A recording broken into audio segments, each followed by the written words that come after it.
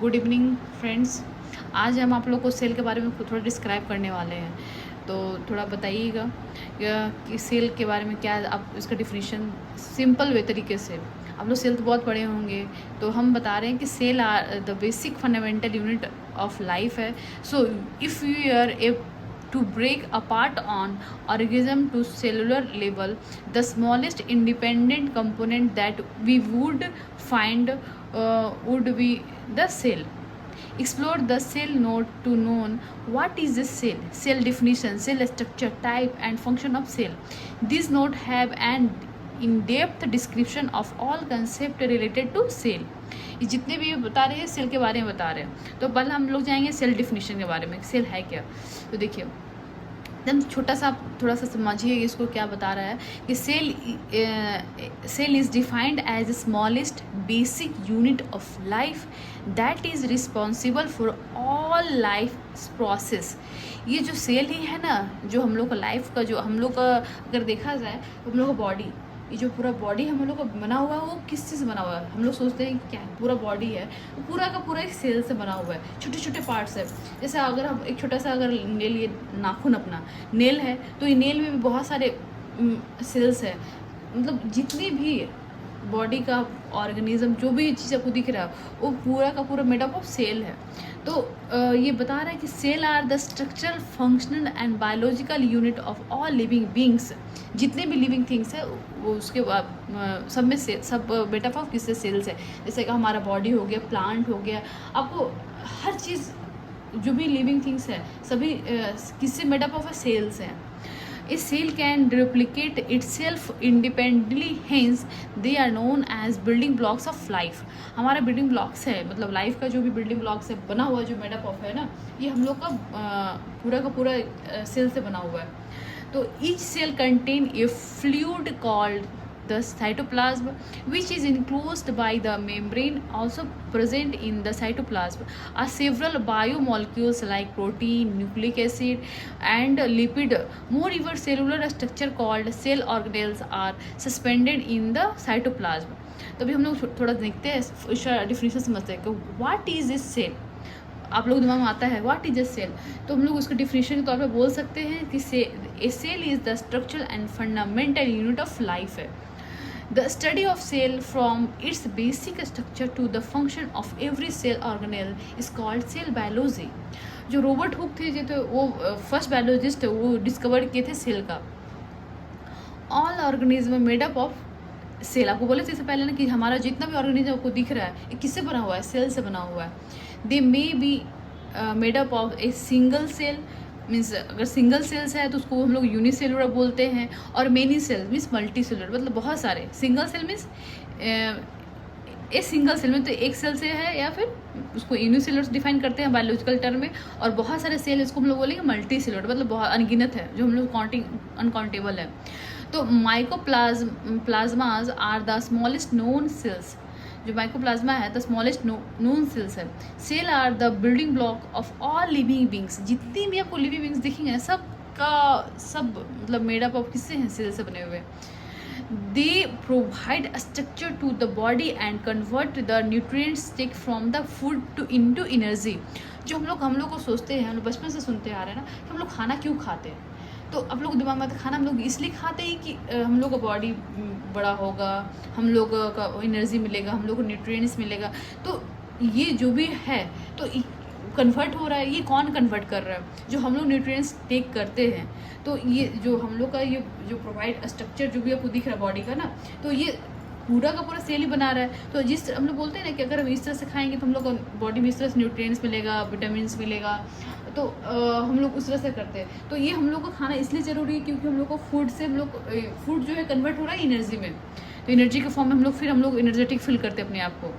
फिर हम लोग देख रहे हैं cell are complex and their component perform various function in an organism.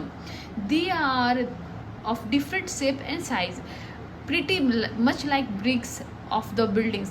आपको जो ईंट दिखता है ना, जो हम लोग घर रेडी करते हैं, अगर हम लोग देखा ये तो लिविंग नॉन लिविंग थिंग्स में आ गया, लेकिन हम आपको एग्जांपल तौर पर बता रहे हैं। ईंटा आपको दिख रहा है, आप बोल सकते हैं कि ईटा तो बहुत सारे मटेरियल से रेडी हुआ है, मतलब उसको मिट्टी चाहिए, उसको पानी चाहिए, फिर उसको सनलाइट चाहिए, मतलब सूखने के लिए, पूरा रेडी होने के लिए। तो वो ब्रिक्स भी है, बिल्डिंग ब्लॉक्स है, मतलब वो ब्लॉक्स वो उसको किसने बनाया है, तो उसको अब एग्जांपल उसको तोड़ेंगे तो बहुत कण निकलेगा। जो वो कण है वो सेल का हम लोग बता सकते हैं, वो छोटे छोटे जो दिख रहे कण है वो सेल्स है ब्रिक्स का। वैसे हमारा जो बॉडी है, हमारा नाखून हो गया, हमारा बाल हो गया, मतलब जितने भी आपको बॉडी का ऑर्गन्स पार्ट दिख रहे हो सभी छोटे छोटे मतलब एक बिल्डिंग ब्लॉक्स बनाए हैं, आपको मिलकर एक बड़ा सा रेडी हुआ है। तो अभी सेल का जो आप देख रहे लेवल्स है, एवरी लाइफ फॉर्म में है, मतलब from organism to organism the count of cell may vary. Humans have more number of cells compared to that of bacteria. Cells comprise several cell organelles that perform a specialized function to carry out life process. Every organelle has a specific structure. The hereditary material of the organism is also present in the cells. अब अभी हम लोग दिमाग में आता है कि अच्छा ये साइंस है, तो फिर सेल का डिस्कवरी किस तरह से हुआ होगा। मतलब अभी जितने भी हम लोग साइंटिस्ट थे वो पहले किस तरह वर्क करते थे, वो लोग सोचते थे कि आखिर ये चीज़ कैसे रेडी हुआ है। तो वैसे discovery of cell is one of the remarkable advancement in the field of science. अब बोल सकते हैं बायोलॉजी में कि अगर हम लोग नहीं मालूम होता कि सेल क्या है तो हम लोग समझ नहीं पाते। तो it helps us known that all the organism are made up of cells. हम लोग इसके मदद से पता चल पाया कि अच्छा जितने भी ऑर्गेनिज्म है, जो भी लिविंग थिंग्स है, वो किससे बने हुए, मेड अप ऑफ सेल्स से बने हुए हैं। And these cells help in carrying out various life process. जो हम लोग लाइफ प्रोसेस में है ना, इन लोग को बहुत बड़ा योगदान दिखता है। वो दिखता नहीं है बट हो रहा है। The structure and function of cell help us to understand life is better way. हम लोग का ये बेटर वे में लाइफ होना चाहिए, हम लोग को बताता है। अभी हम लोग बोलेंगे अच्छा डिस्कवर किसने किया था सेल का, सब लोग को सोचते कब हुआ था। तो ये जो रॉबर्ट हुक थे ना, साइंटिस्ट थे, रॉबर्ट हुक थे, डिस्कवर्ड किए थे सेल्स का 1665 में। Robert Hooke observe a piece of bottle cork under a compound microscope and notice minuscule structure that remind him of small rooms. Consequently, he named these rooms as cells. मतलब वो microscope में, compound microscope में notice किए थे कि माइन्यूलस structure दिख रहा है, उसको एक स्मॉल रूम का नाम दिए थे। जब कब 1665 में वो मतलब ऑब्जर्व एक पीस ऑफ बॉटल कॉर्क का ऑब्जर्व किए थे, मतलब माइक्रोस्कोप के, कंपाउंड माइक्रोस्कोप अंडर उसके हेल्प से। तो उसका नाम दे दिए रूम्स। तो rooms as a cell, rooms है वो किसके है, सेल है। However, his compound microscope had limited magnification and hence he could not see any details in the structure. Owing to this limitation, Hooke concluded that these were non-living entities. उसके बाद आए थे later Anton van Leeuwenhoek जो आया था, वो observe किए cell का under another compound microscope with higher magnification. तो उस टाइम वो क्या देखे, this time he had noted that the cell exhibited some form of movement, मतलब उसका मूवमेंट दिख रहा है उनको। As a result Leeuwenhoek concluded that these microscopic entities were alive, मतलब वो देखे कि तो जीवित है। Eventually after a host of other observation this entities were named as animalcules. फिर उसके बाद आए थे 1883 में रॉबर्ट ब्राउन आए थे, Scottish botanist, provide the very first insight into the cell structure. He was able to describe the nucleus present in the cell of orchids. तो इस तरह से हुआ सेल का उन लोगों ने किया।